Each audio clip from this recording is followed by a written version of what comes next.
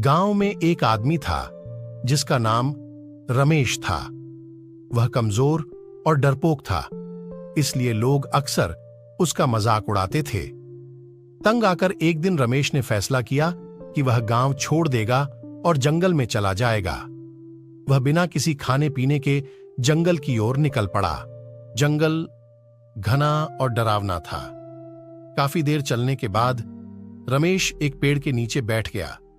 तभी उसने सुना कि पास ही 3 डाकू बैठे थे जो अगले दिन गांव लूटने की योजना बना रहे थे। डाकू एक गुफा में छिपे हुए थे जो रमेश के पास ही थी। यह सुनकर रमेश डर के मारे वहां से भाग गया। जंगल में एक सुरक्षित जगह पहुंचकर रमेश भूख और थकान से बेहाल होकर जमीन पर गिर पड़ा। उसे लगा कि अब वह नहीं बचेगा, क्योंकि वह खुद को सबसे कमजोर मानता था। लेकिन डाकुओं की योजना उसकी चिंता बढ़ा रही थी। वह गांव वालों को बचाना चाहता था, पर उसमें ताकत नहीं बची थी।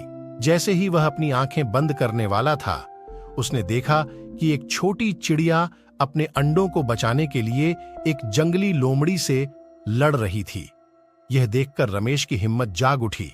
उसने सोचा, अगर एक छोटी चिड़िया एक बड़ी लोमड़ी से लड़ सकती है, तो मैं बुरे इंसानों से क्यों नहीं लड़ सकता। रमेश ने जंगल से कुछ खाने का सामान ढूंढा और अपनी ताकत बढ़ाई। फिर वह डाकुओं की गुफा की तरफ बढ़ गया। गुफा पहुंचकर उसने डाकुओं से कहा, तुम्हारी चोरी की योजना बहुत ही खराब है। डाकू हैरान हो गए और रमेश पर हमला करने लगे। लेकिन रमेश ने पहले से ही तैयारी कर रखी थी।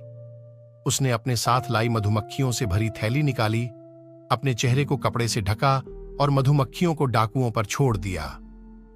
डाकू भागने की कोशिश करने लगे, लेकिन रमेश ने गुफा का रास्ता बंद कर दिया। डाकू गुफा में मधुमक्खियों के बीच फंस गए। फिर रमेश गांव लौटा और गांव वालों को डाकुओं और उनकी योजना के बारे में बताया।